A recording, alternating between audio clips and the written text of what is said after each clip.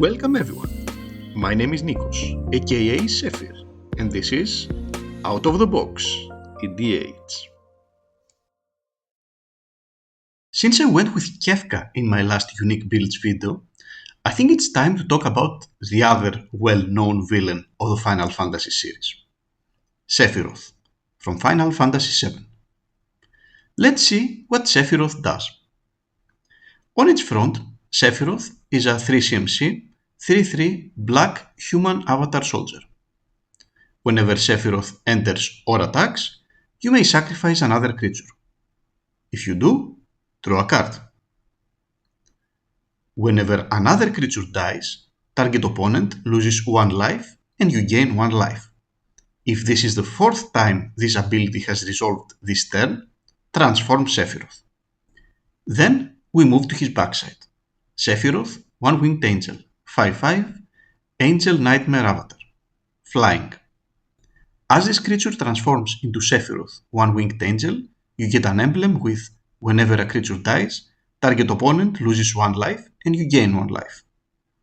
Whenever Sephiroth attacks, you may sacrifice any number of other creatures. If you do, draw that many cards.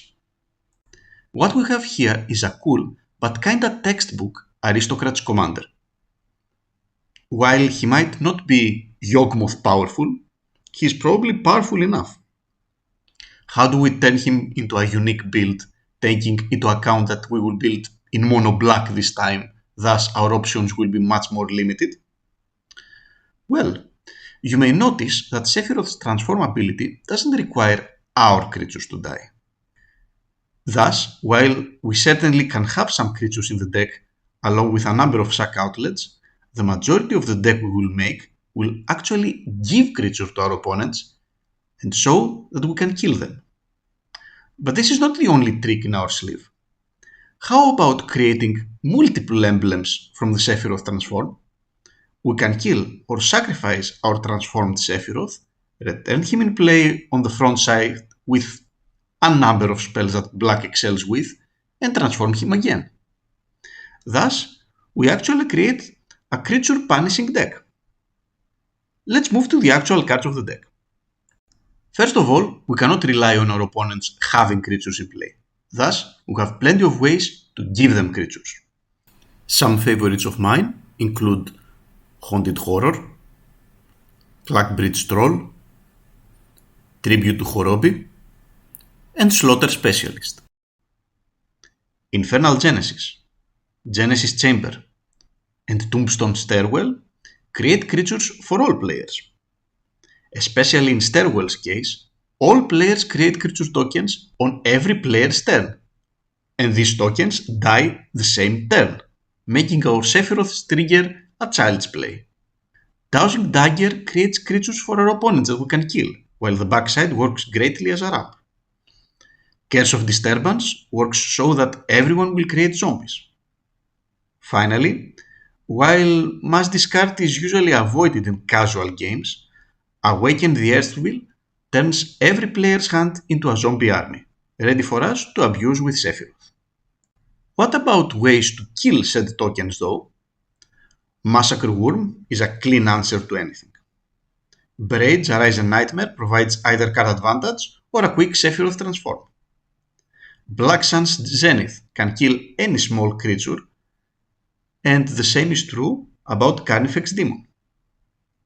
Flashback Marauder effects are especially good in this deck. Marauder himself and Merciless Executioner trigger Sephiroth's transform immediately.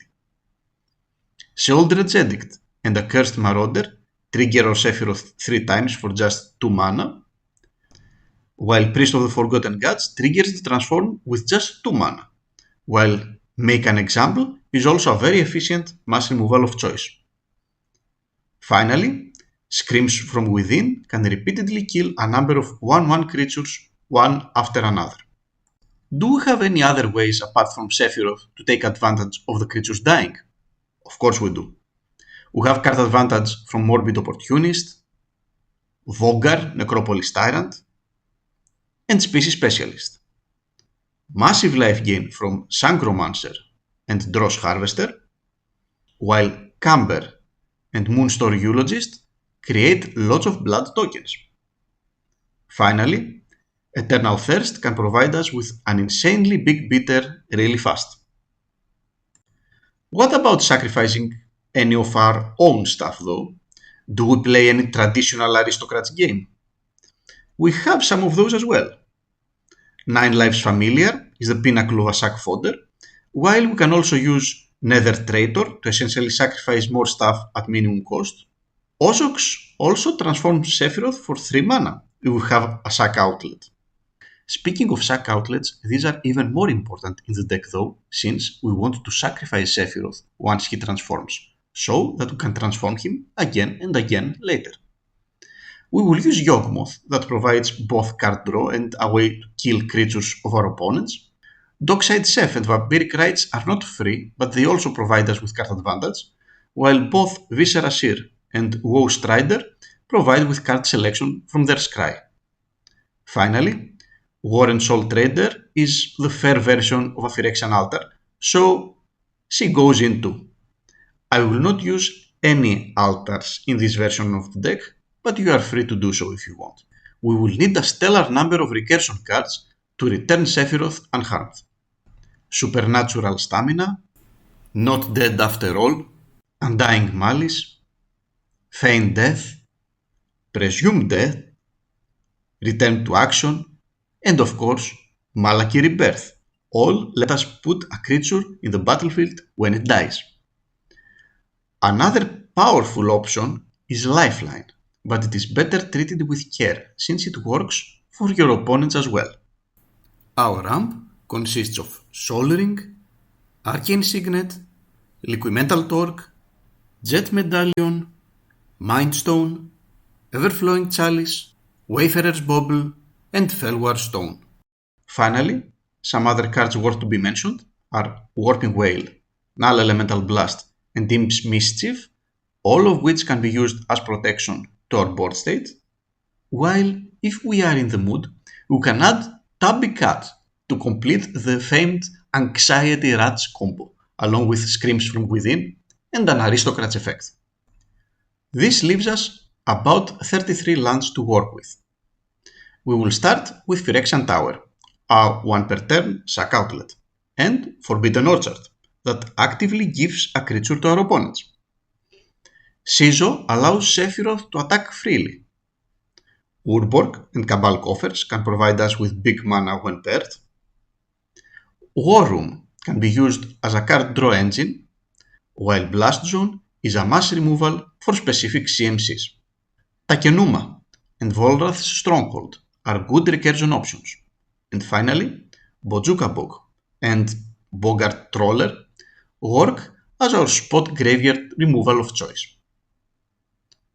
That leaves us with 18 slots for basic swamps. And that's it. That's my take on Sephiroth, a token gifting, creature punishing deck. I will put the list in the video description, and if you liked it, consider joining my Discord for free, where all my personal and public lists are uploaded. See you around!